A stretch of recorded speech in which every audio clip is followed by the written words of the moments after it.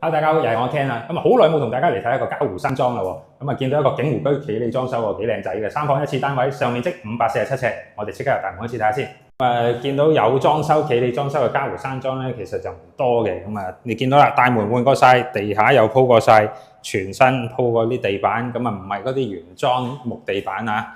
咁啊，睇埋個飯廳呢度就可以擺個6人大餐台啦。咁啊，前邊就有個通風窗。咁啊，依家嗱啲人好需要嘅梗廚啊，因為個個都廚藝精湛啊嘛。咁個門就改咗嘅，整咗個掩門同埋可以趟過嚟添嘅。咁啊，就唔會阻住開雪櫃啦。咁啊，雪櫃、洗衣機喺呢度，廚櫃新淨，星盤啊、煮食爐啊，全部新速速。再望一望個客廳，咁啊通常梳化啊、電視啊就咁樣擺啦。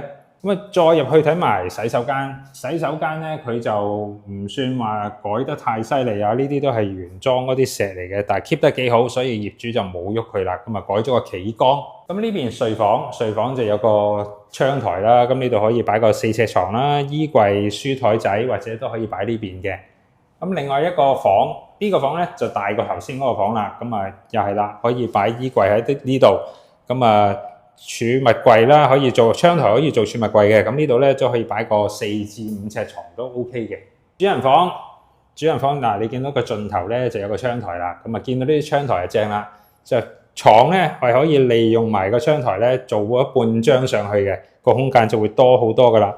咁呢度主人房就有個凹位啦，通常都係做一個到頂衣櫃就塞住咗落個凹位嗰度咁樣嘅。再望一望出邊嘅景觀啦，嗱呢度望到啦，下邊大隻字寫住景湖居啊。